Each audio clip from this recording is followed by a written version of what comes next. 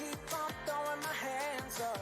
You know I won't stop singing, 'cause I've got that Sunday morning kind of vibe. It's just inside me. Got that Sunday morning feeling. I can't hide it. I can't hide it. Counting blessings to the ceiling. I believe that you are working everything for good. No denying, no denying, love is shining. That Sunday morning feeling. Sunday morning feeling. Sunday morning feeling. Sunday morning feeling.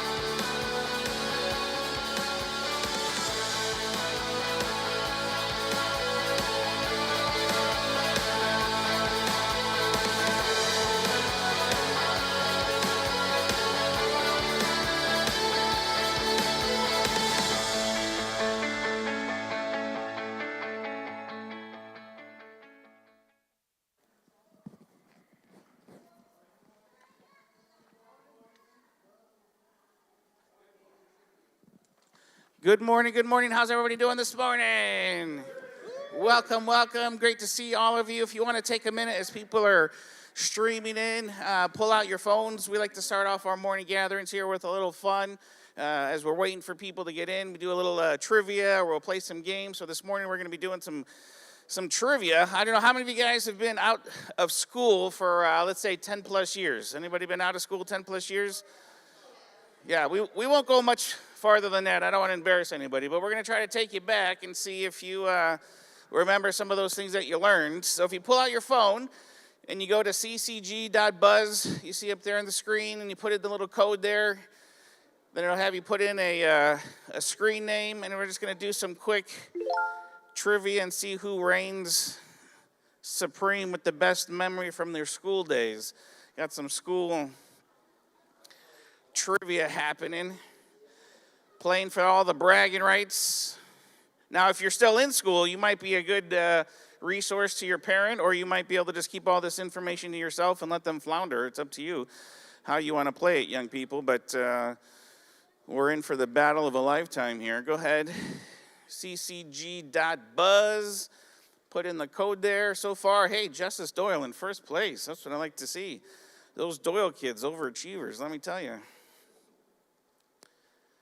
ccg.buzz, put in the code there, and then once we get everybody signed in, it looks like most people are looking. Oh, wow. You guys are getting a little, tech team's getting a little wild back there with the backdrops there. All right, let's see here. Let's go to number one, question number one. Bring you back to your primary education days. Let's see, which of these animals is a mammal? Which one do you think? Which of these animals is a mammal? Is it a dolphin? Is it a penguin, a crocodile, or a shark? Which one is there a mammal? Do you remember from science class? Remember, you get points for getting the right answer, but also how quickly you get the right answer. So all those things come into play there. Let's see. You guys think a dolphin is the mammal, and you are right. It is the dolphin. Oh, hey, look at this. The dude. I'm not sure who the dude is, but you sound cool. In first place there. All right, well done. All right, question number two. How many continents are there in the world? How many continents? What do you think there? What do you think?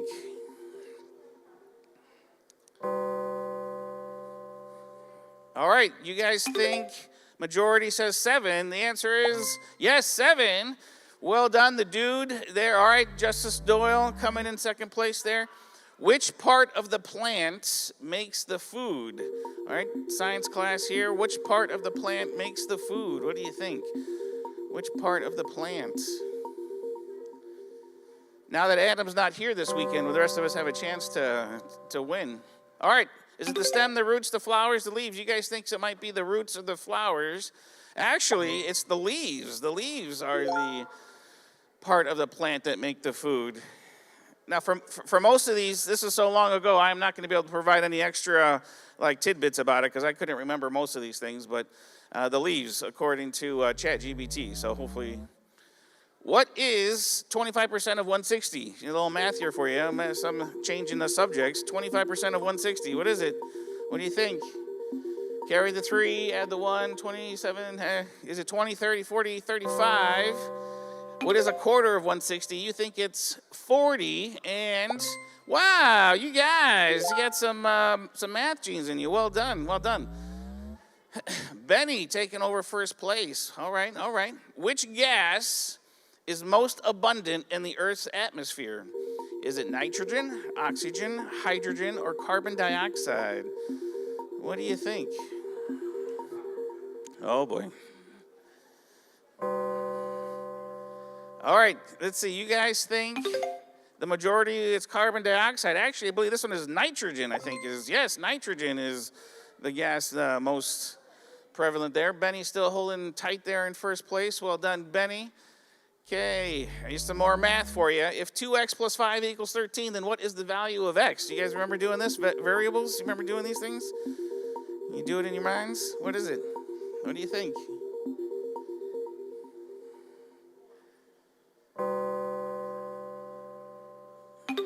All right, you guys think 4, and well, I'm impressed. 4 point. You guys do me proud. Math was always my favorite subject.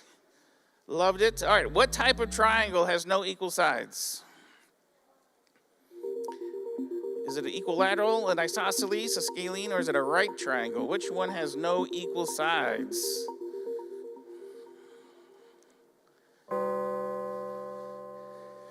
All right, you guys think it's an isosceles triangle. Actually, it's a scalene. Yes, a scalene triangle has got no equal sides. I think isosceles, I don't remember. Benny, hanging tight there. All right, what is the powerhouse of the cell? Back to science. What is the powerhouse of the cell? Is it the nucleus, the chloroplast, the mitochondria, or the ribosome? Just as a side note, I hated biology. It was my least favorite class in my entire educational career. Okay, nucleus, strong showing for nucleus and mitochondria. It is actually the mitochondria is the powerhouse of the cell. It appears that Ben Cameron is the smartest person in the room. All right, this is the last one for this morning. Which element has the chemical symbol Fe? The chemical symbol for which element there is Fe? Is it fluorine, iron, francium, or ferrite? What do you think? All right, you guys, oh, wow, smart group there. Yes, it is iron. After 9 questions or so there, Benny coming up on top. Give it up for Ben Cameron. Yes, nicely played. Well done. Wow, good morning, 4 point. Listen, we got some smart people in the room. How well did you do on that? I came in 3rd. This is the stuff I'm learning right now, and I got a 9th. Some of them, I gotta admit, I was with your dad. It's like, I kind of know, but I kind of don't. So some of them I did guess because I was a little fuzzy because it has been so many years since I've been in school. I got the math question right. I was told there will be no math. Yay. I'm really bad at math, and yeah, I got that one right. Well, welcome, guys. How y'all doing today? That did not sound that happy. How y'all doing today? Okay, that sounded a little happier. Well, welcome to Forward Point. Here at Forward Point, we are a community of faith, hope, and love, helping people find their... We believe you're here, Ron. Foray. And we'd like to be part of that story any way we can. What are some next steps here? For the next steps, for the next 75 minutes or so, if you're brand new to Forward Point, first of all, very special welcome. Thank you for being here and joining us this morning for this gathering. We're so happy and excited that you're here. So over the next 75 minutes or so, just feel comfortable. You can participate any which way you want. You can sit, you can stand, you can enjoy some popcorn. I hear some popcorn bags already. Almost said soda. Popcorn and soda usually goes hand in hand. Some water and some coffee. Really is just, we're so glad that you're here this morning. And then we are also on all forms of social media, so if you want to connect with us that way, we are on Instagram, Facebook, and X. A bunch of stuff that we post on there. And then we also have the Church Center app. The Church Center app is a great way to get connected and stay connected. You can get it on your app store. On the Church Center app, we get events. We post everything from our life groups to what we have during the week at Love Handles. And this week, we have Carlos, event food truck. So we have some food pictures. Truck. So this Friday, we had a food truck that was lobster, and then this next Friday, we have this food truck that looks really good, and I really want to eat it. So come hang out with me this Friday if you want some food, some fellowship, and we can get some froyo afterwards. The 3 F's. Absolutely. I'll be honest with you, I love the food from the food trucks, but the best thing is hanging with different people, getting It's to so chit much chat. fun. It's so much fun. So if you come for the foods, stay for the fun and the chit chat. It's always a good time. So coming up now, we have life groups. Life groups are starting up that season. We just had our men's and women's breakfast. Those were so much fun. It's a great way to get to know people at the men's and women's breakfasts. Really recommend. There's one coming up next month, the second Saturday of every month is our men's and women's breakfasts. We had this past one. Women, how was yours? Men, how was yours? We win. The food's good, the fellowship. We're on a really cool Bible study unit, and I 100% recommend you come if you're free. Our life groups is like small versions of that, where we can get to know each other, and we can get to know each other on a level that is so loving and special and feels like a family by the end of the year. So we have a few different ones, 3 different types on different days. There's My House, there's the Lefevres, there's the Russells, there's Lois, the Skinners. Emiliano has one. With Lee. With Lee. So 10 out of 10 recommend if you are looking for something like that. And if you're not looking for something like that, it's still something we recommend. It's a great way to get connected. Absolutely. And where are the kids? It's that time. Time to release the kids. Just head right to the back. Miss Kaylee's waiting for you up there. And then I believe that is it for now. Have a great one, guys.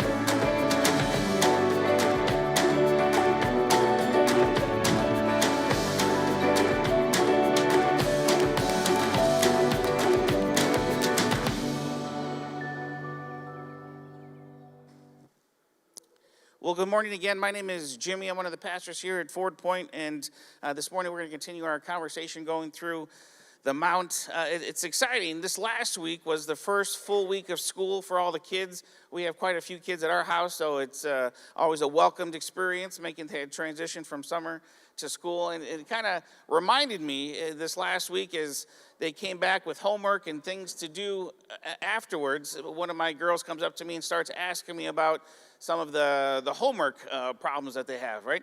And when it comes to math, it's real easy for me, because I always loved math, for them to kind of say, what do I do for this problem? And the first thing that I want to do is just tell them the answer, right? Like if I'm in the middle of something, I got some work that I'm doing, it's just a lot easier to read the problem and be like, oh, this is the answer. The problem with that is if I just tell them the answer, then they don't learn for themselves, right? They may get done with their homework, and they may be able to move on to something else that they want to do for that day. But if they don't learn how to do the problem for themselves, then when it comes time for the quiz or when it comes time for the test, then it's going to leave them, unprepared to be able to do those things.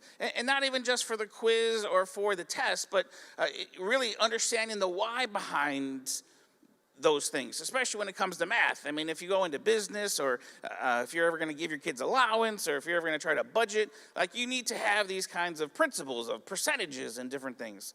And I remember when this week, Chazray comes up to me and she's like, what's the answer? And I said, well, hold on. Let's read the question. Let's go over it. And step by step, we're going to tackle it. Because you need to know the why behind what they're asking you to do. Because if you can understand the why, if you can understand the what they're trying to ask for, then you can get to how you solve it, and you'll be much better off for whatever problem comes your way. And it's really kind of a micro study for all of life. In life, a lot of times we do things, sometimes just as little robotics or lemons kind of following the way that it's always been done or the way just we've been told, rather than understanding the why behind the things that we do. And over the past few months, as we've been going through the Sermon on the Mount, we took a shift a couple weeks ago to dive into the Lord's Prayer. And in the Lord's Prayer in Matthew chapter 6, we understood last week this big idea that prayer is an opportunity to be either formed or to perform. Right? Prayer is an opportunity where we allow God to begin to do some formation in our hearts and in our lives and in this internal space that we can't really see or quantify or put under a microscope. But there's a spirit, there's a soul, there's a mind, there's a heart that all of us have that God created us with, where formation happens. Where we become the people that God created us to be, and that is either somebody that forms into something that we're proud of, we're excited for, or for some of us, we're formed into some people who just are lazy or couch potatoes or things that we're not proud of. And when it comes to our spiritual walk, when it comes to discipleship, when it comes to being more like Jesus, sometimes it can just be a performance. Sometimes it could just be something we kind of go through the motions with, and it doesn't really change our life. It can be something that we just, every week we're super faithful. We show up in some kind of building every Sunday and we get our attendance card punched. But then our Sunday afternoon through Saturday lives don't really look any different than anybody else's. That has become a performance. It's just something that we kind of go through. And the same can be said for the Lord's Prayer. If we began quoting the Lord's Prayer, I have 100% certainty that everybody here would be able to start and say the entire Lord's Prayer along with me. Because it's one of those things that we just kind of all know, even if you don't really go to church that often, there's a good chance that you know the Lord's Prayer because it's become such a performance. It's become something that we can just say and that we can do without even really thinking about it. But this morning, as we dive into the first part of the Lord's Prayer, the big idea for this morning, and really for the entire Lord's Prayer, is that before you can recite it for formation, you have to mine it for application. Before you can use the Lord's Prayer as something that begins to form your spiritual growth inside your life, it has to be something that we wrestle with. It has to be something that we mind to say, what do these words mean? What was Jesus challenging us to do? What was he really asking us to consider when it came to these words that he used to teach us to pray? Because until we do that, then the Lord's Prayer or any other kind of written thing that we just read or recite becomes just a performance rather than a tool for formation in our lives. And my hope for myself and my hope for you is that not only would you desire to be more like Jesus, but that you would begin an active journey to become more like him, a discipleship journey. When I was in Bible school, for all freshmen, it was required that you had to read the entire Bible. For the first semester, we had a class called Old Testament Survey. And by the end of the first semester, we had to have the entire Old Testament read. And for the second semester, we had a class called New Testament Survey, and we had to have the entire New Testament read by the end of the class. Now, here's the problem with it. I mean, it sounds great to be, in spiritual talk with somebody and be like, yeah, I've read the entire Bible. But if you asked me about some of those Old Testament books where there was a lot of numbers and a lot of things going on, a lot of times I fell asleep while reading the Old Testament. I probably don't remember a whole lot of what was going on there, because the intent was not really for mining for application. It was just to kind of get this cursory accomplishment of having read the Old Testament and then having read the New Testament and then finally being able to say, have read the entire Bible. There are people who were in my freshman class in Bible school who read the entire Bible, who at this point in their lives looked nothing like Jesus. So just having read the Bible, just having gone through those experiences without mining for application does not lead to spiritual formation.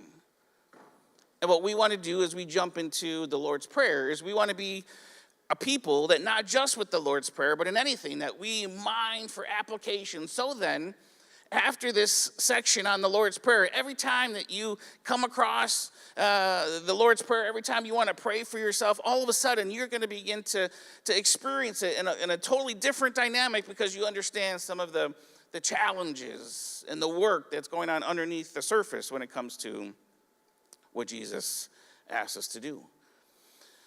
So in Matthew chapter 6, verse 9, Jesus starts off his instruction on how to pray. He says, "Our Father." Now, what we have to understand about this is that this was very out of the blue when it came to how to talk with God. This culture did not have the relationship with God that we tend to have as far as how they talk about God. The father language was nowhere in that culture. Now, the culture was very much a patriarch system where, the man of the house and the men were very much in charge and over everything. But when it came to a relationship with God, there was no intimate words, no familiar relationship words like father used in that relationship. Now, for us today in our culture, the pendulum has kind of swung, and it's gotten to this place where Christianity today, we very much talk about it as a personal relationship, probably almost to a detriment. It's kind of become this thing where it's very much an individual relationship, a personal relationship between me and God. And I don't believe that was God's heart either.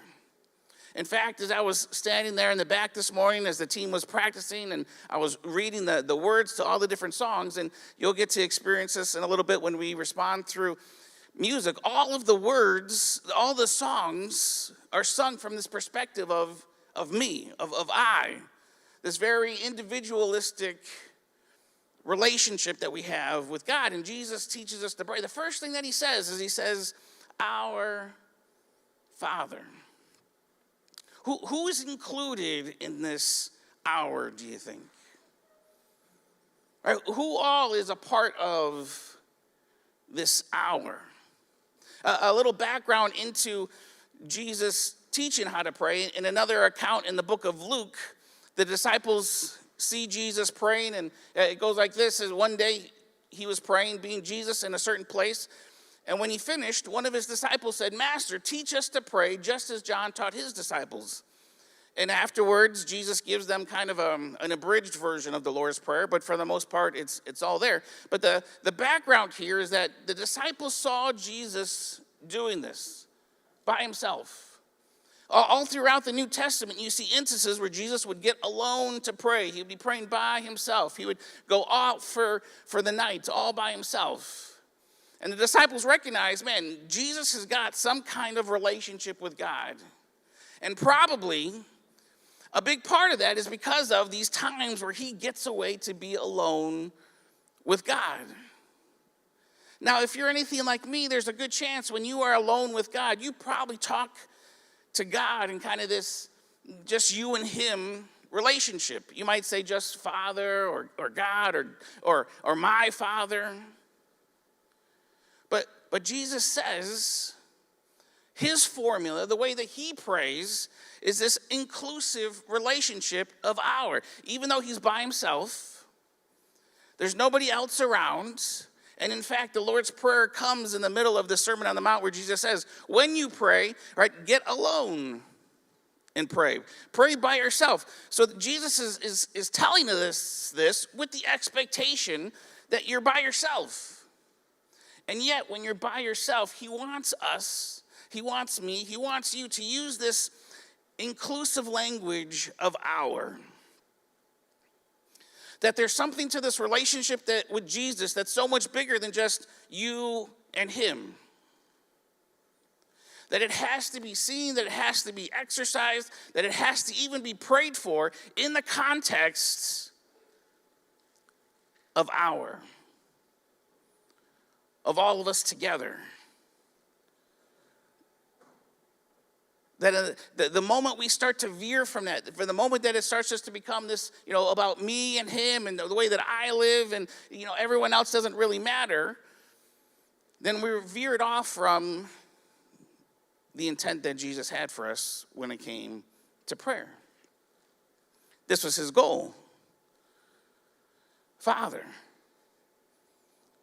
Our Father. So when we say our, it's a much bigger picture than just the individualistic relationship that we tend to reduce Christianity to today. And this morning we're going to unpack, I believe that our is even bigger than just other people who would consider themselves Christians. This morning I present to you a case that I believe this our is every single human being that God has created.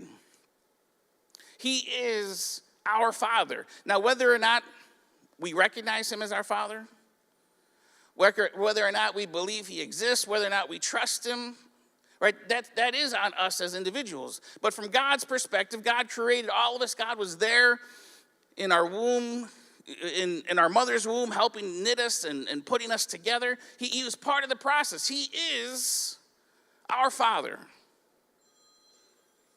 So this morning, Jesus starts off with, in this Lord's Prayer, really a shift in the way that we think and relate, not just to God, but to each other. Right? Because how much do we even consider our neighbor, our coworker, maybe our enemy,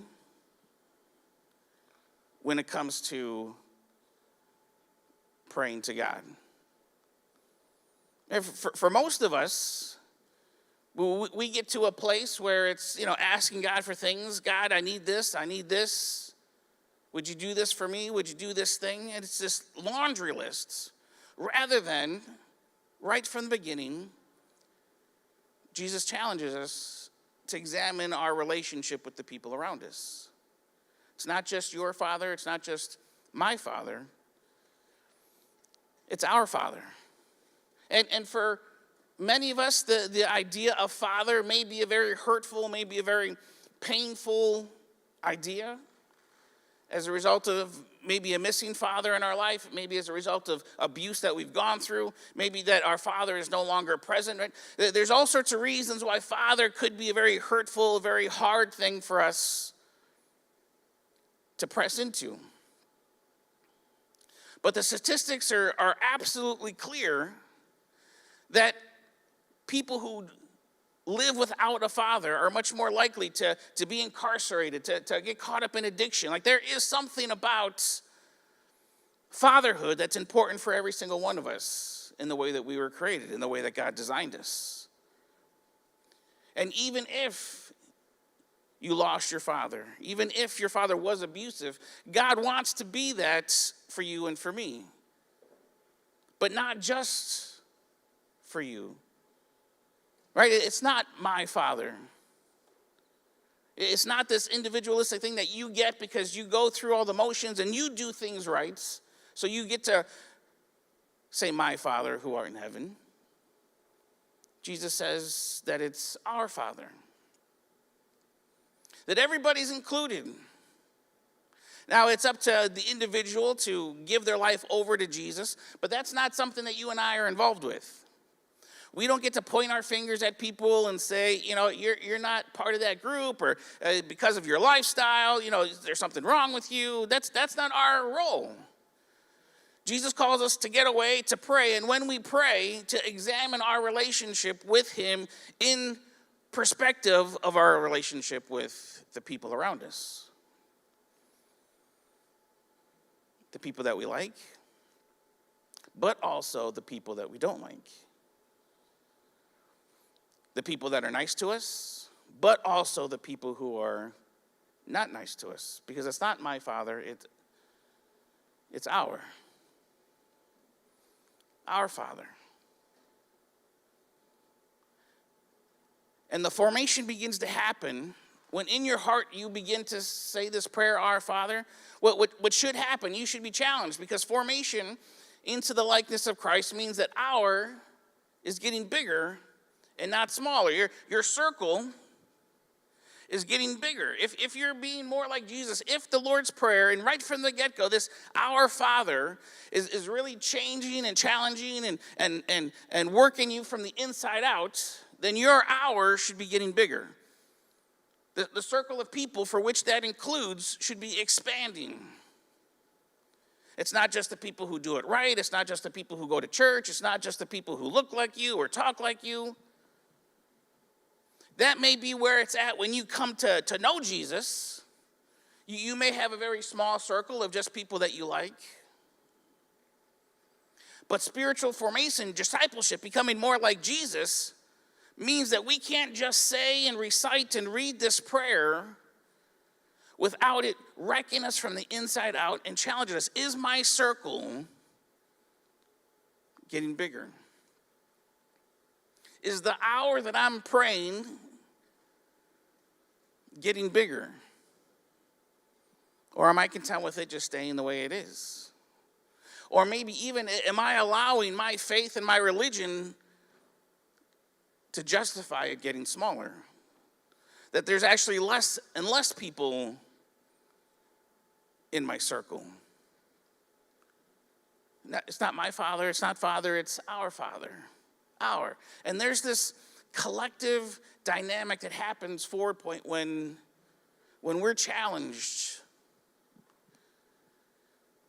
to examine our relationship with God through the perspective of what our relationship with the people around us looks like.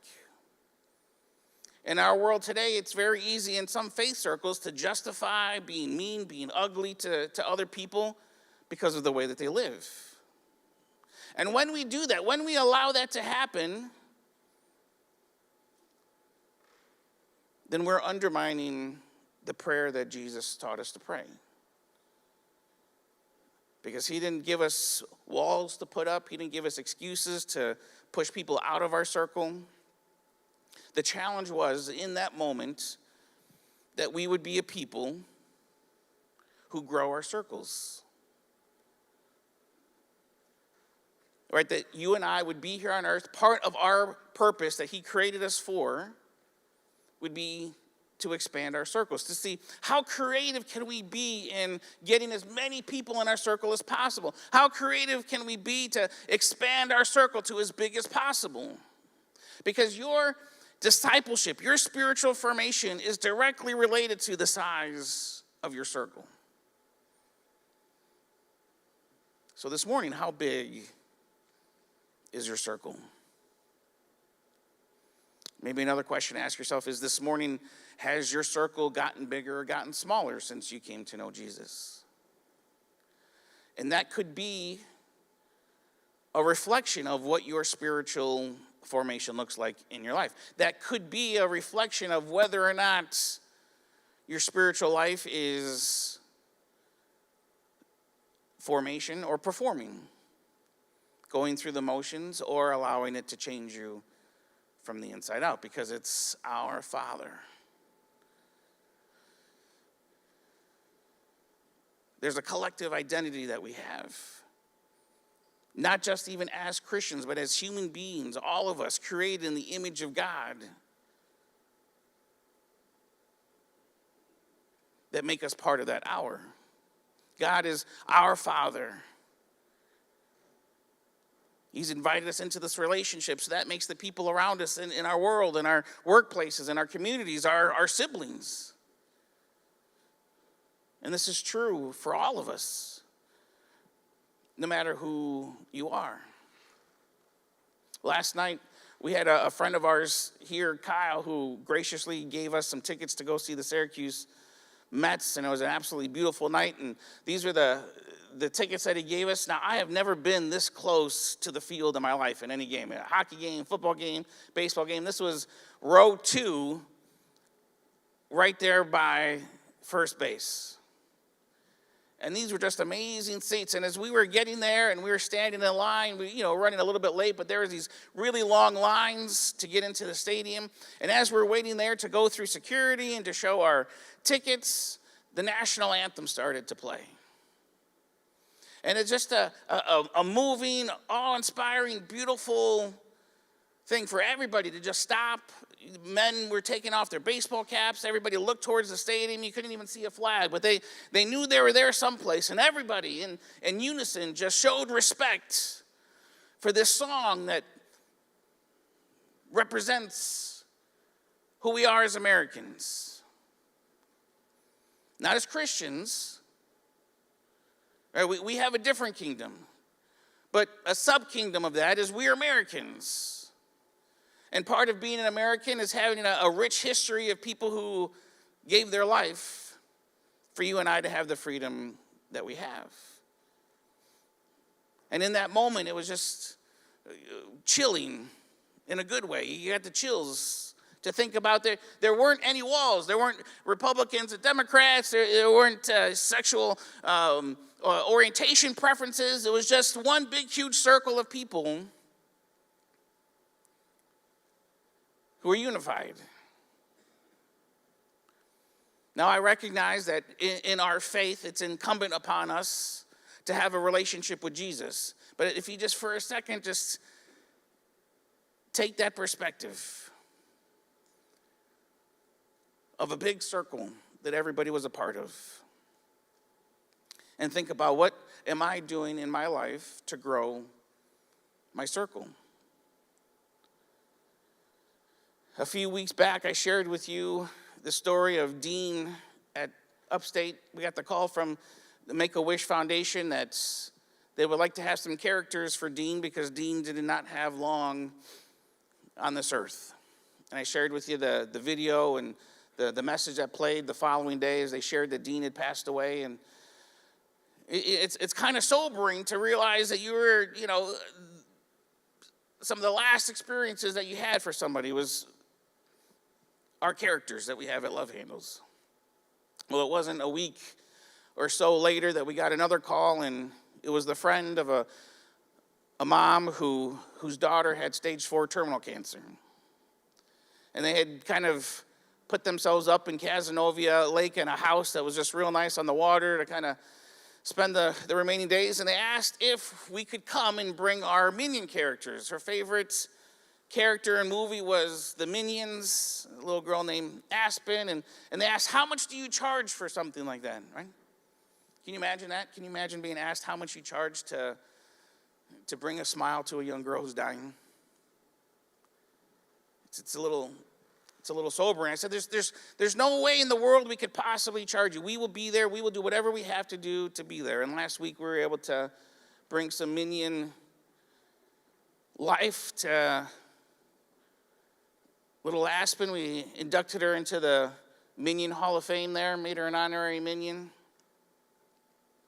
Right, with a mindset of, it doesn't matter if they go to my church, it doesn't matter, I don't even know her faith or the family's faith background. My job is to grow my circle. And in enlarging my circle, I pray that there's opportunity where people will ask me about my faith or want to talk about faith or invite me into the struggles that they're dealing with as they maybe find out that I'm a pastor or as they see that I'm somebody who maybe has a life that looks like it's on purpose, that those things might lead to conversation. But our calling and spiritual formation, when we sit down to pray and we begin to say, Our Father, it's with the intent that you're looking in your heart and in your life to say, is my circle growing? Is my circle stagnant, or is my circle shrinking? Because if it's just about your father or my father, then there's a good chance that our circle is not moved. because our personal relationship with Jesus is just about us. This last week, we experienced a lot of things as Americans. We experienced the anniversary of 9/11. I was a freshman in college when 9/11 happened. Some of you this morning weren't even born yet, and some of you can remember to a pinpoint where you were when you heard about what happened. I had just come out of chapel for that week. It was our Tuesday chapel at the church across the pond, and we were coming back, and it was lunchtime. We went into the student center where the computers were to jump on and check our email, because that's how we communicated back then, was email. Email, it wasn't text. And on the flashes of all the Yahoo and AOL screens was pictures of flames coming out of the Twin Towers. And we lost a lot of American lives. And there's something about that time right after and the weeks and months following where there was just really big circles. Right? We didn't really look at each other as opponents. We didn't really look at each other as having different perspectives. We kind of had this unified existence to come alongside those who were hurting, those who had lost people, because the amount of people that we lost, it probably didn't take too many degrees of separation to have somebody who had lost somebody, and people came together. Less of these little circles, but these big circles. But even in the remembering of 9/11, when we sit down, maybe kneel down, when we stand, wherever we begin to look in God's direction to begin to say, Our Father, do you realize that that hour even includes those hijackers of those planes? It even includes the worldview of which the hijackers of those planes came from. Right? The challenge here in Jesus' prayer is that those areas, those people groups, those individuals through which you feel like you're allowed to demonize, that you feel like you're justified to say they're wrong or they're evil or they deserve what they got, then your circle is shrinking. Right? Your spiritual formation is melting because your circle is growing smaller and it's only a certain set of people that you think are allowed in there. And that's not what Jesus is hoping happens through our Father. He's hoping that in those moments of mass tragedy, that you will already have done the work of having expanded your circle. But where it's, we don't condone, it's not that they get a free pass for what they did. There's still going to be consequences. But Lady Justice, who's blind, performs the justice, and our call as citizens of America and citizens of heaven is to not allow the hate, to not allow the bitterness, to not allow that to take root inside of us where it begins to shrink our circle. Over the past few weeks, we've had to wrestle with the young lady, Irina, who was stabbed on a bus. It's easy to look at Irina, this young lady who had her life before her, and put her into your circle. But the reality is that if our spiritual discipleship is becoming more like Jesus, and as our circles grow, then that man who committed this awful act should also be in your circle. That there would be no place for hatred, no place for bitterness, there'd be no place for things that would separate you from this other human being, your brother, your sister. But all you have to do is scroll through or read the paper, look at the news, and there's all sorts of ways that this gets politicized and twisted and turned to begin to divide people. And a lot of us walk around with shrinking circles. Your prayer can't be our Father. Your prayer can't be our Father if there are people who are allowed to be on the outside of your circle and remain there. Then you're the author. You're the one writing the prayer. You're the one in control. There's going to be consequences. There's going to be justice that comes for Arena. But for you and I, the call is to say, Our Father. God, what inside of me is wanting to take root that could put a nationality, that could put a sexual orientation, that could allow me to use this as a justification to shrink my circle. Even more recently, we experienced an assassination of Charlie Kirk. In the days since, you can see that this has become one of those moments, again, that is being used to divide people. And the calling is for you and for me as followers of Christ, where do we find ourselves? What do we allow ourselves to do in these moments? Now, I received a text message with a link to a video just moments after the shot took place, just a few minutes after this picture was taken. And I watched with horror to this unedited raw footage of Charlie Kirk being shot. Now, you have to understand, I watch a lot of war movies. I love history movies. I am not someone who is weak-stomached when it comes to violence. I've seen, all sorts of body parts blow up as a result of cannonballs and machine guns. But there is something about seeing this raw, live footage where I just became physically sick. To, in a moment, in an instant, to see the blood begin to pour out of Charlie Kirk's neck, to see his body go limp in less than a second. I can only imagine growing up as people would talk about Martin Luther King and talk about John F. Kennedy being assassinated and never having quite experienced anything like that except for now in this instance. If you looked in my social media feed, you'll see that your social media feed is kind of a accumulation of all the things that you like to watch and see. So on mine, under the reels you may like, it's just a bunch of Charlie Kirk videos. I really appreciated the way that Charlie Kirk engaged and talked with individuals about opposing perspectives. It was a method, his method, to grow his circle, to be able to have to dialogue and to talk.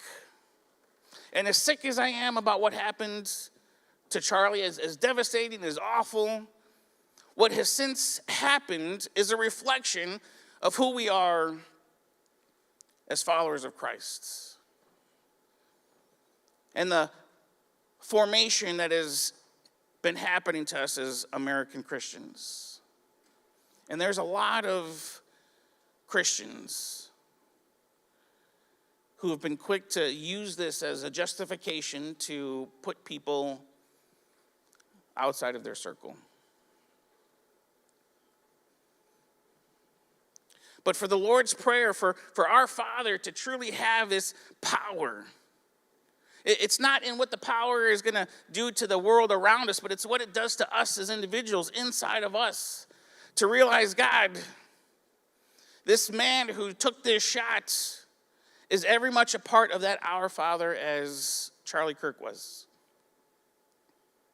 And the moment that I allow anything to take root that would cause me to have bitterness towards the shooter, towards a different political party, towards someone who disagrees in our culture today, then it doesn't matter how wrong this Charlie Kirk shooting was, but it is a sign that your spiritual formation is actually spiritual devolving, that your circle is growing smaller.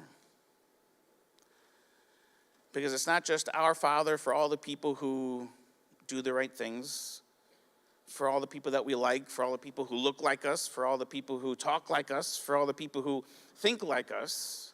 It's for all of us. And that becomes the bridge through which that we can then begin to dialogue with those who we don't agree with, those we don't like. And if your worldview, if your political affiliation allows for you to demonize, to blame, to point the finger, then your circle is growing smaller. And you've taken authorship of the Lord's Prayer, and it's my Father, the way that I want it, the way that I like it, the way that I want it to be. Rather than Jesus' invitation for us to look at the people sitting next to us, the people living across the street from us, the people in other parts of the world than us, and say, God, what inside of me? I pray, man, that all of us, when we begin to say the Lord's Prayer, we can't make it past the first two words. Because there's a work that has to happen inside of us to truly become like Christ. For most of us, we can't even get past our Father because of what's been allowed to build up inside of us. One of my favorite stories that Jesus tells is that of the prodigal son. And again, if you grew up in church or not, you probably know the story of this young kid who, for all intents and purposes, tells his dad, man, I wish you were dead. Father, I want nothing to do with you. I don't like the setup you got here. I don't want to be a part of it. Would you just die so I can have my inheritance now? And the father obliges. He takes half of everything that he owns, translates it to Bitcoin or some local currency, and gives it to the son. And the son goes and just wastes it away. Wastes it away on anything he can think of. Drugs, sex, alcohol, gambling, fill in the blank. Waste it all. Anything that we would look at from the outside and think, oh, that's stupid, man. How could you do that? That's what he did. And he gets to a place where he's slopping pig food and looking at it and thinking, man, my life is to the point where this pig slop that I'm dishing out is looking appetizing. And not even my father's servants live this way. I bet that if I go back home, that my father would at least take me back as a servant. And as a hired hand, my life would be so much better than where I find myself. And that causes him to take the walk of shame, to head back towards home. And man, the story just gets so beautiful as the description of the father comes into place, as it talks about how the father's looking for his son. It didn't matter that the son wished that he was dead. It didn't matter the things that the son had done. From the father's heart, from the father's perspective, he was just longing for his son to return, to be back in relationship. And one morning, as the father does his normal routine of looking for his son, from a great distance, the father sees. And Jesus tells us that father does the most disrespectful thing that a father in that system can do. He just lifts up his man skirt, whatever you call them, that they would wear back in those days, and he just runs towards his son. This was a very shameful act for any self-respecting Jewish head of the household to do. But it didn't matter to this father. It doesn't matter to this father. And he just ran after his son, and he embraced him, accepted him, put on a party for him. And that's the beautiful story. That's the story that most of us get caught up with, that we want to make a movie about, that we get teary-eyed, but we tend to forget the next part of the story, which is really the reflection of what the church has become. And it's the story of the older son who comes in and he sees what happened. He sees this sibling of his, former sibling, getting all, he's got a party going, he's got a fatted calf, he's got jewelry back on his finger. And he's thinking to himself, this is the kid who wished his father was dead. This is the kid who wished his brother was dead. And he's getting all of this. Dad, don't you realize? And that older son, more often than not, represents us as Christians with these small circles. You see, the older brother had shrunk his circle to be able to exclude his son, his brother. The father was growing his circle every day, looking, hoping, praying his son's going to return. But the older brother was shrinking his circle. Never want to see you again. Don't ever come back here. You think we're dead? I consider you dead. And this morning for you and I, Forward Point, going forward from this day forward, that as you may enter into the Lord's Prayer and using it as a tool of formation in your life, that this morning it might be the start of you can't even get past the first couple words.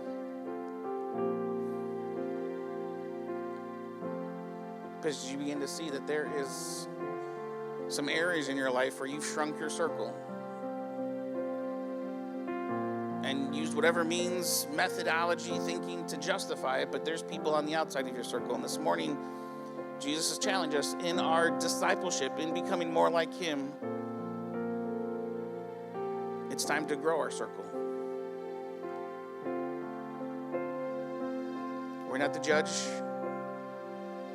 That's not our role. It's never been our role. So let's stop doing it. But let's see how creative, how ambitious, how radical we can be in the growing of our circle.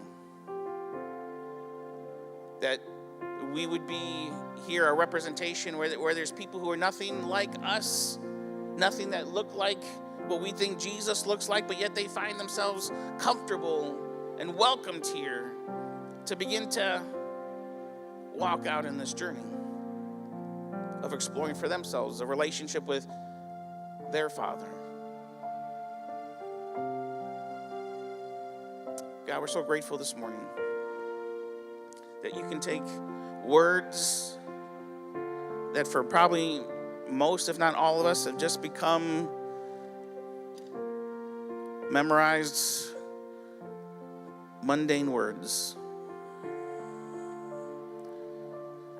But when we take the time to pause and to mine it for what you actually meant and what you actually hoped for in our lives and in our relationships and becoming more like you, the reality is we can't get very far in this prayer without having to stop and realize there is a whole lot of mess going on that we need to deal with before we can continue on just acting like everything is kosher. So God, I pray this morning as we begin to respond to you through the singing of these songs, God, first, would you just help us to flip the script wherever we see these instances of just a personal relationship where it's just me and you and that's it, God, that we just begin to, in our minds, if we need to, just begin to change the words and just always, instead of I or my, it would be our. Help us to reclaim this perspective through which you called us to, where it's our Father, our relationship, our humanity together. And God, for some of us in the specific areas where we've built up some walls, just justifiably because of whatever talking points we've bitten into, whatever echo chambers we've rested in, we've built some walls. So God, would you help us this morning to begin to deconstruct those walls,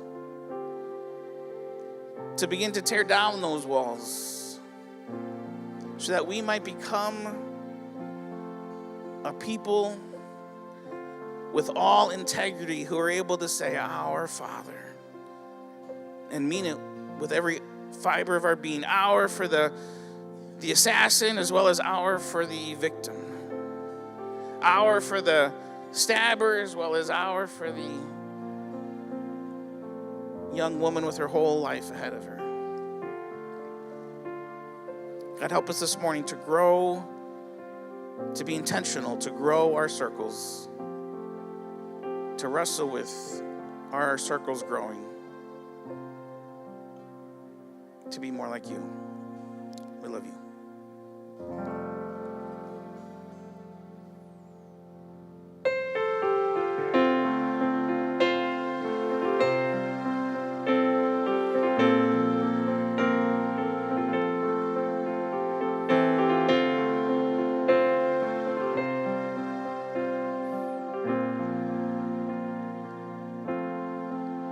Oh, how high would I climb mountains if the mountains were where you hide?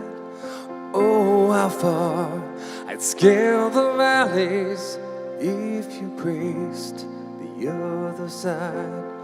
Oh, how long if I chase rivers from lonely seas to where they rise against the rush of grace ascending from the source of its supply. 'Cause in the highlands and the heartache, you're neither more or less inclined. I would search and stop at nothing if you're just not that hard to find. Whoa, so I will praise you on the mountain. I will praise you in the mountains in my way. You're the summit where my feet are. So I will praise you in the valleys all the same. There's no less God within the shadows, no less faithful when the night leads me astray. 'Cause you're the heaven where my heart is. In the highlands and the heartache all the same. Whoa,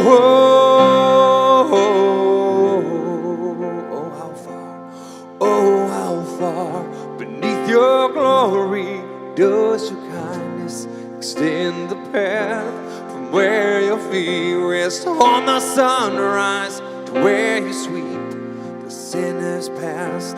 Oh, how fast would you come running if just a shadow be through the night? Trace my steps through all my failure and walk me out the other side. For who could tear aside that mountain, that valley hill called Calvary, before the one I call good shepherd, like a lamb was slain for me? Oh, so I will praise you on the mountain. I will praise you in the mountains in my way. You're the summit where my feet are. So I will praise you in the valleys all the same. No less God within the shadows, no less faithful when the night leads me astray. 'Cause you're the heaven where my heart is. In the highlands and the heartache all the same. Whoa, wherever I walk through, wherever I am, your name can move mountains. Wherever I stand, if ever I walk through the valley of death, I'll sing through the shadows my song of ascent. Wherever I walk through, wherever I am, your name can move mountains. Wherever I stand, if ever I walk through the valley of death, I'll sing through the shadows my ascent, oh my ascent. Whoa, my song of ascent. Whoa,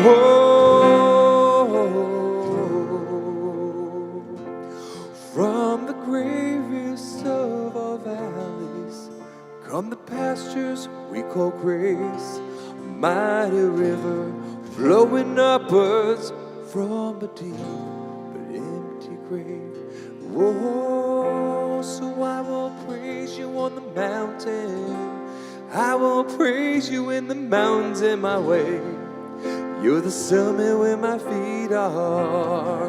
So I will praise you in the valleys all the same. No less God within the shadows. He's no less faithful when the night leads me astray. In the highlands, in the heartache. In the highlands and the heartache all the same. There's no less God within the shadows. No less faithful when the night leads me astray. Cause you're the heaven where my heart is. In the highlands and the heartache all the same. So I will praise you on the mountain. I will praise you in the mountains in my way. You're the summit where my feet are. So I will praise you in the valleys all the same. There's no less God within the shadows. No less faithful when the night leads me astray. Cause you're the heaven where my heart is. In the highlands and the heartache all the same. Whoa, whoa,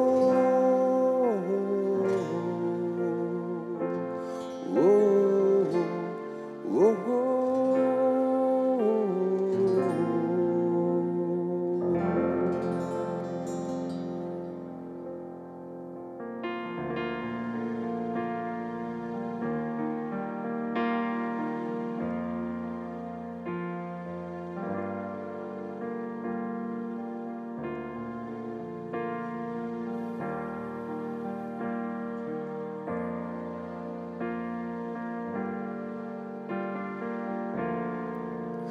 Fortune lies beyond the stars. There's dazzling heights too vast to climb. I got so high to fail so far, but I found heaven as love swayed low. My heart beating, my soul breathing. I found my life when I laid it down. A word falling, spirit soaring. I touched the skies. Knees hit the ground.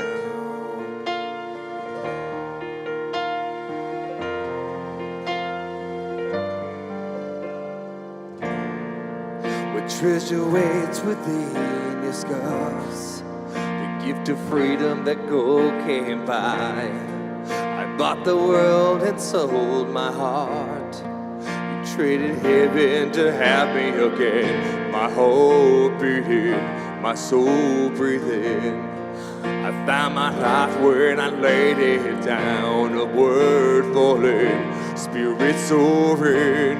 I touched the skies when my knees hit the ground.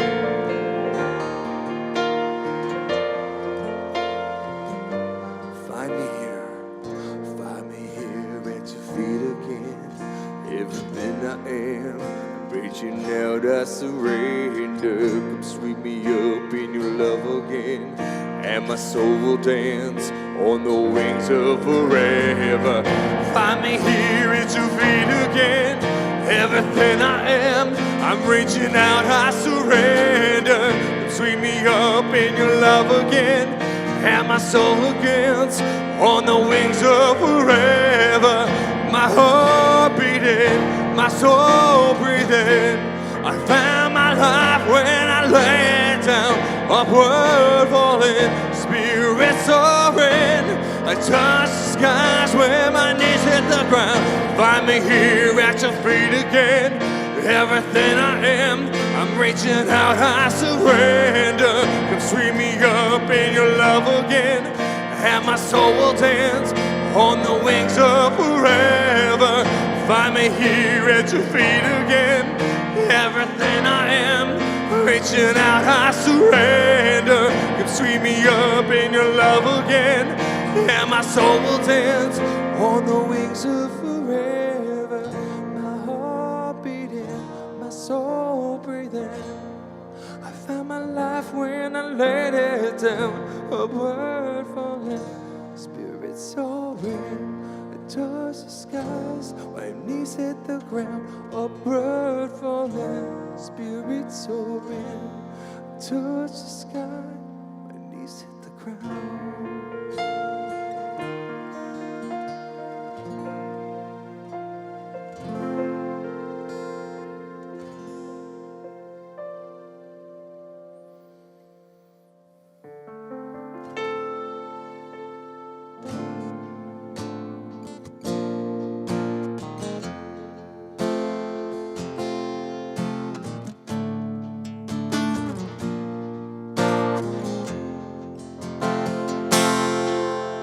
The weapon may be formed, but it won't prosper. When the darkness falls, it won't prevail. 'Cause the God I serve knows only how to triumph.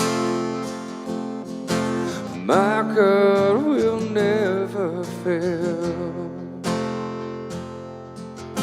My God will never fail. Let's sing it again. The weapon may be formed. The weapon may be formed, but it won't prosper. When the darkness falls, it won't prevail. 'Cause the God I serve knows only how to triumph. My God will never fail. Oh, my God will never fail. I'm gonna see, 'cause I'm gonna see a victory. I'm gonna see a victory. For the battle belongs to you, Lord. I'm gonna see a victory. I'm gonna see a victory. For the battle belongs to you, Lord. Oh.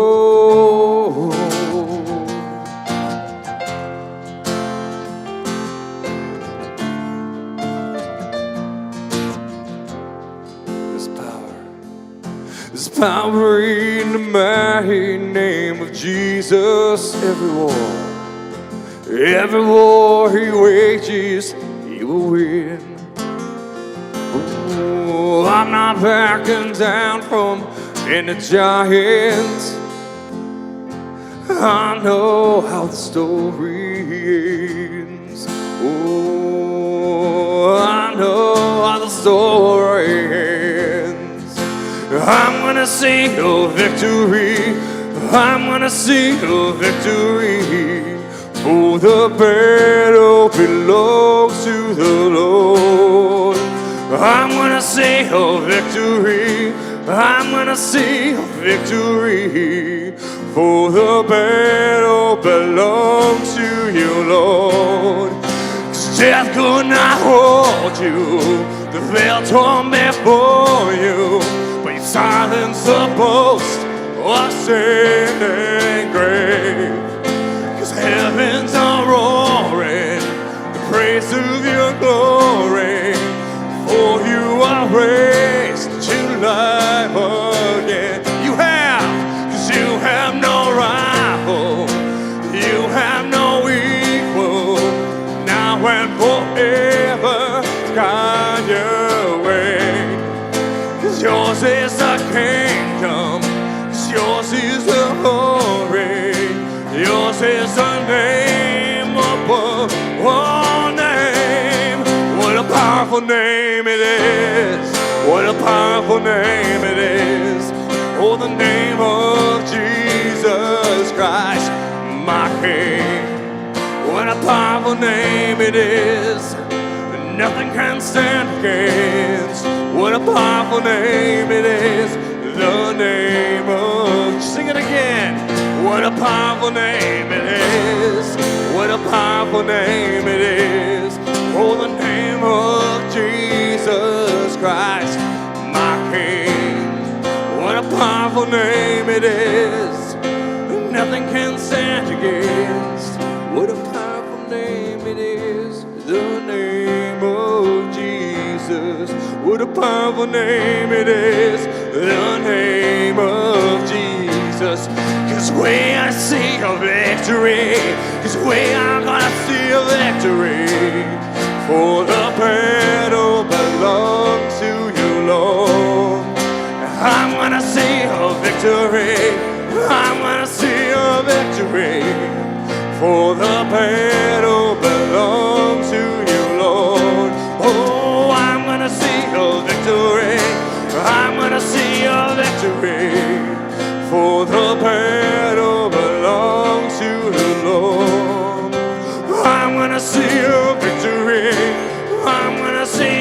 victory.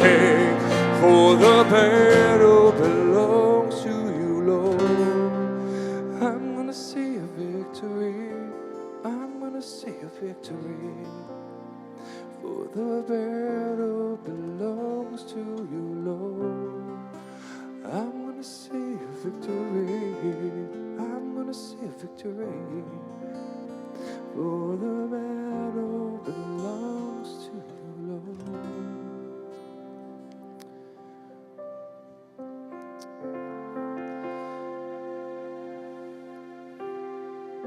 So, as Jimmy's speaking there, obviously I always do a little eternal reflection on how I view things. And again, these songs were already all picked out before even this week. And just all the different things of this week. And I think it's all about your perspective. You can take this week and you can see how divided our nation is. Or you can take this week and you can get on your knees and you don't cry. I'm just going to challenge you on this. You don't have to pray for the shooter's family. You don't have to pray for terrorists. I'm not saying don't, but you don't have to. You don't have to pray for the other political party that you're not affiliated with, or other people's views, and say, God have mercy on them. I want to be a good Jesus follower. I want you to change your perspective first. Get on your knees and pray for yourself. Pray for yourself that,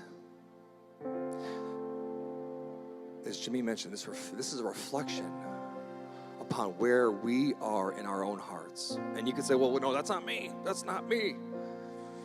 I'm going to challenge you, dig deep. Dig deep. It's not hard. When you see videos, when you see things, instantly, this righteous anger. How could they? Who deserves to be punished? And yet we stand here. If you call yourself a Jesus follower, forgiven because he never prayed that way about us. He prayed, Father, our Father, may they be one as you and I are one. That's just not for those who know him now, but he prayed for everyone who would come to know him. And you can say, well, good. Well, when they know him, they know him. But he sends us. So when we sing the song, not just what a beautiful name, but we sing the song, I'm going to see a victory. I'm going to see a victory. The battle belongs to the Lord. What victory are you looking for, church? I'm just being honest. I'm really just going to get vulnerable here, and I want you to get vulnerable. What victory are you looking for? Your way? Your prayer? Your father? My father? What victory are you looking for? Was it the same victory that when Jesus prayed, man, this is painful. I don't want to do this. I don't want this cup. Would you take it from me, oh God? But yet, it's not what I desire. It's what you desire, God. And you desire that no one would perish, that they would know you, know the saving love of Jesus. And they're only going to know the saving love of Jesus based upon you, church. Based upon when you may be tired or you want to watch a show or TV and all of a sudden you put on a Minion outfit. And when someone says to you, oh, how much do I have to pay you for that? That would be an insult. We want to love you. We want to demonstrate Are you creating a smaller circle for yourself? Or a bigger one? I have to challenge myself on this. What victory do I want to see? Is the victory just converts? Is the victory certain political party be more established? Is the victory oppressors and murderers and rapists and killers all get punished? Because for the battle belongs to the Lord. It does not belong to you. It never will. It never will belong to you. It is not your kingdom. It is His. And don't think you're doing His bidding for Him when you go on social media and you attack other people or you challenge other people. Get on your knees and pray for your own heart. Pray that God would forgive us. And give us a heart like His, desperate heart like His that said, give me mercy, O God. Because He can take cold, callous hearts and He can make them soft again. Just as He can turn graves into gardens.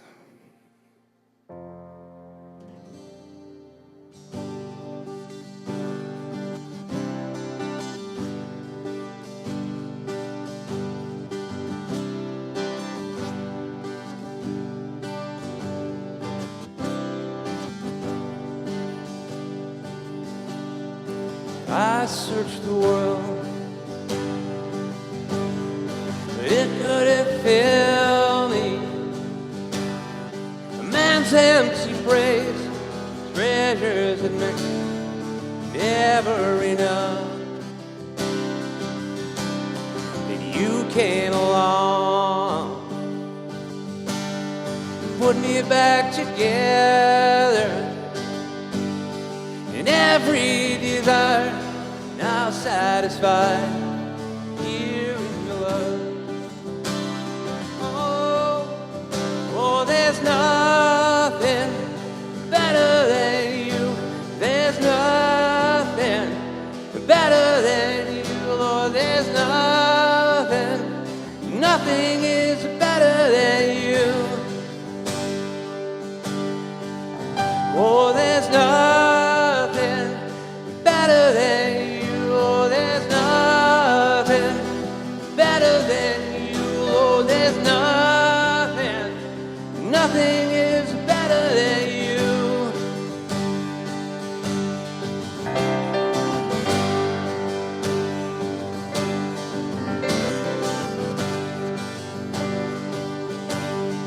I'm not afraid to show you my weakness, my failures and flaws. Lord, you've seen them all, so you still call me friend. 'Cause the God of the mountain is the God of the valley.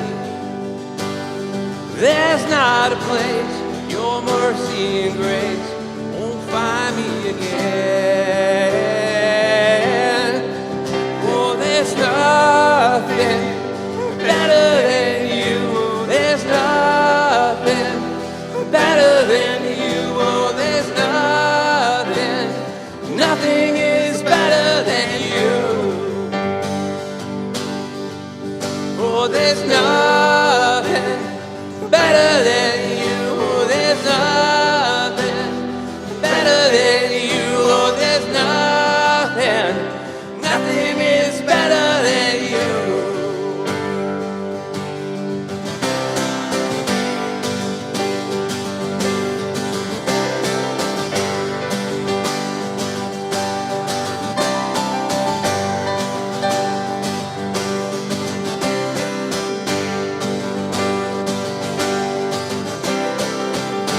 Turn mourning to dancing. You give beauty for ashes. You turn shame into glory. You're the only one who can. You turn mourning to dancing. You give beauty for ashes. glory. You're the only one who can. You turn graves into gardens. You turn bones into armies. You turn seas into highways. You're the only one who can. You're the only one who can. You're the only one who can.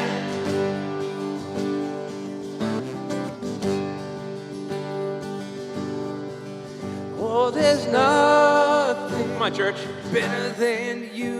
There's nothing better than you. Oh, there's nothing, nothing is better than you. Sing it. Oh, there's nothing better than you. There's nothing better than you. There's nothing, nothing is better than you. Amen. Oh, there's nothing better than you. There's nothing better than you. There's nothing, nothing is better than you.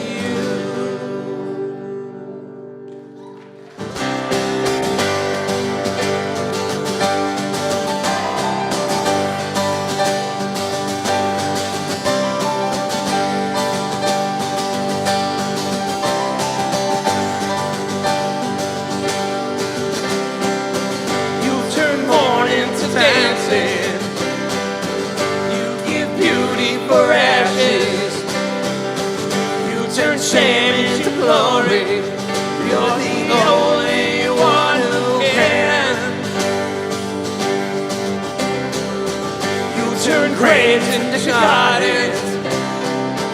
You turn bones into armies. You turn seas into highways. You're the only one who can. You're the only one who can. The only one who can.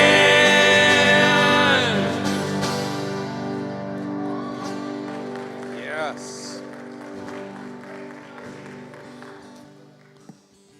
So, I don't know about you, Justice Joy, but they kind of faked me out here. I thought you were done, and then I jumped up and it's like, oh no, they're still going, and it was awesome. I almost jumped up the stairs. If you're looking for next steps, we offer many different avenues you can do that. If you want to go the digital route, we have the digital connection card, as we mentioned at the beginning of the gathering. We also have our Church Center app. But if you're looking for more personal face-to-face, we know you got it, Mike. If you're looking for more personal face-to-face connection, we have our prayer team that's always out there. We have our welcome center. We have a team that's out there that's always willing to answer any questions and greet you and meet you. So we encourage you to make that connection with us because we really do want to be part of your story. And then if you're looking for any ways to give, if this is where you've decided you want to do that, we have a couple of options you can choose from. We have the Joy Box in the back because giving is a joy. You can give online at forwardpoint.org. You can give on the Church Center app. Again, the Church Center app is a great way to get connected and to stay connected. And then you can text any amount to the number 84321. Right now, we are looking forward to next steps to moving into our own space, a new building down the street, which is pretty exciting, but we need the capital to do that. We have a thermometer, like chart thing, and we are at 39%. That should have been a question for the trivia this morning. What's 39% of 60,000? Not a clue. I say double the points next week. Who can tell me that? Yeah, and as we're looking forward to that. And so it's up to you, and it's up to your calling to give. Absolutely. Here at the Palace Theater, we're currently here right now. We like to clean it up and get it ready for other events that come out during the course of the week. So if you are available at the end of this gathering, you can meet us right outside these doors. Somebody will be able to direct you and tell you kind of what we need. Many hands do make a light work. And then please, please, please don't leave without getting prayer for something you need prayer for. The prayer corner is in the back, in the corner right there. It's completely confidential. If you have anything on your heart today, if you know someone, have someone in your mind of prayer, go back there, and they'd be so happy to pray for you. Yeah, and just as a reminder, we do have the Food Truck Fridays. We have Carl says out there. You saw the wonderful pictures of all that food. We have the life groups that's starting up. So if you aren't part of a life group, we do highly encourage you to participate, join one. It's a good way to really connect with individuals and really get yourself involved. And then please don't forget your kids. They're up there. They love you. You love them. Go get them. Have a great week, guys.